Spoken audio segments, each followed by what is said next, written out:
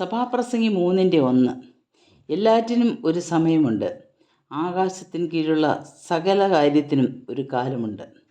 എല്ലാറ്റിനും എന്നുദ്ദേശിച്ചിരിക്കുന്നത് മനുഷ്യൻ്റെ ഈ ലോക ജീവിതത്തിലെ എല്ലാ തരത്തിലുമുള്ള പ്രവർത്തനത്തെ സൂചിപ്പിക്കുന്നു. 2 മുതൽ 8 വരെയുള്ള വാക്യങ്ങളിൽ ജനന മരണകാലം മുതൽ യുദ്ധസമാധാന കാലം വരെ വ്യാപിച്ചു കിടക്കുന്നു. ഇതിനിടയിൽ ജീവിതത്തിലെ എല്ലാ മേഖലകളും പരാമർശിക്കുന്നു. ഇവിടെ ഇപ്പോൾ ന്യായമായും ഒരു ചോദ്യം ഉന്നയിക്കാം. ആരാണ് സമയങ്ങളെ നിശ്ചയിക്കുന്നത്? ദൈവമാണെന്നത് സത്യം ആണെങ്കിലും ഈ നീണ്ട ലിസ്റ്റിൽ കാണുന്ന പല പ്രവർത്തനങ്ങളിലും മാനുഷിക കരങ്ങൾ കാണാം. എല്ലാ കാര്യങ്ങൾക്കും ഉചിതമായ സമയക്രമമുണ്ട്. ആകാശത്തിന് കീഴെ എന്ന് തുടരെ ഉപയോഗിച്ചിരിക്കുന്ന സഭാപ്രസംഗിയിലെ ഈ വാക്യപ്രയോഗത്തിൽ നിന്നും അർത്ഥമാക്കുന്നത് മനുഷ്യചരിത്രത്തിലെ സംഭവങ്ങളും അതിൽ ദൈവം എപ്രകാരം പ്രവർത്തിക്കുവാൻ ഉദ്ദേശിക്കുന്നു എന്നതിനെയും സൂചിപ്പിക്കാനാണ്. ദൈവം ചെയ്യുന്ന പ്രവർത്തനങ്ങൾക്ക് ദൈവത്തിനൊരു സമയക്രമമുണ്ട്. അത് ദൈവത്തിൻ്റെ മാത്രം ഇച്ഛയിൽ നിന്നുള്ളതാണ്. സഭാപ്രസംഗി 9:12 ഇപ്രകാരം പറയുന്നു: മനുഷ്യൻ തൻ്റെ കാലം അറിയുന്നില്ലല്ലോ. ദൈവത്തിൻ്റെ മുമ്പിൽ മനുഷ്യൻ എത്ര ക്ഷണികനാണെന്ന് വെളിപ്പെടുത്തുന്നതാണ് ഈ വാക്യം. സഭാപ്രസംഗിയുടെ ഭാഷയിൽ എല്ലാം മായയാണ്. അതിൻ്റെ മധ്യത്തിൽ നിലനിൽക്കുന്ന ഒരു യാഥാർത്ഥ്യം മാത്രമേ ഉള്ളൂ. ദൈവത്തെ ഭയപ്പെടുന്ന ഭക്തന്മാർക്ക് നിശ്ചയമായും നന്മ വരും.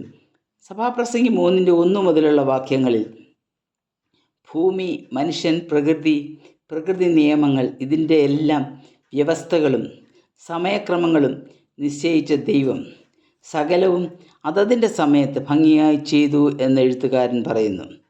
ദൈവം സൃഷ്ടിച്ച ഈ ഭൂമിയിൽ മനുഷ്യർക്കും മൃഗങ്ങൾക്കും സസ്യജാലങ്ങൾക്കും നിലനിൽക്കുവാനുള്ള എല്ലാ വിഭവങ്ങളും ദൈവം ഒരുക്കി.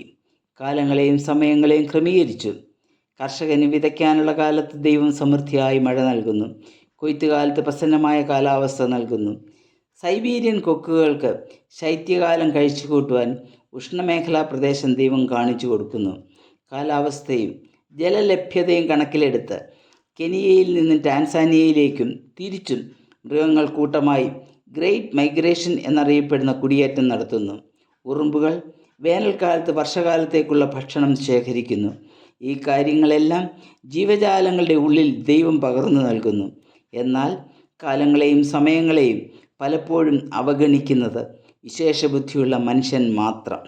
പ്രവർത്തിക്കേണ്ട സമയത്ത് പ്രവർത്തിക്കാത്ത അലസചിത്തനെക്കുറിച്ച് സദൃശവാക്യം 19:15 20:4 പറയുന്നു. ഉഴേണ്ട സമയത്ത് മടിയൻ ശീതം നിമിത്തം ഉഴാതിരിക്കുന്നു. എന്നാൽ കൊയ്ത്തുകാലത്ത് അവൻ്റെ ജോലി ഇരക്കലാണ്. ഭൗതിക ലോകത്തെ ഈ നിയമങ്ങൾ ആത്മീയ ലോകത്തെ കാതലായ ചില സത്യങ്ങളിലേക്ക് വിരൽ ചൂണ്ടുന്നു. ദൈവവചനത്തിൽ ഇപ്രകാരം ചില മുന്നറിയിപ്പുകൾ നൽകുന്നുണ്ട്. ഇത് ദുഷ്കാലമാകിയാൽ സമയം തക്കത്തിൽ ഉപയോഗിച്ചു കൊള്ളുവിൻ. ഇപ്പോഴാകുന്നു സുപ്രസാദകാലം, ഇപ്പോഴാകുന്നു രക്ഷാദിവസം. ആർക്കും പ്രവർത്തിച്ചു കൂടാത്ത രാത്രി വരുന്നു. ഇന്ന് ലഭിക്കുന്ന അവസരങ്ങൾ നാളെ ലഭിക്കണമെന്നില്ല. നന്മ ചെയ്യുവാൻ നിനക്ക് പ്രാപ്തിയുള്ളപ്പോൾ അതിന് യോഗ്യന്മാരായിരിക്കുന്നവർക്ക് ചെയ്യാതിരിക്കരുത്. നമ്മുടെ ആരോഗ്യം എക്കാലവും നിലനിൽക്കണമെന്നില്ല. ഓരോ മനുഷ്യർക്കും പ്രവർത്തിക്കുവാൻ ദൈവം സമയം നൽകുന്നു.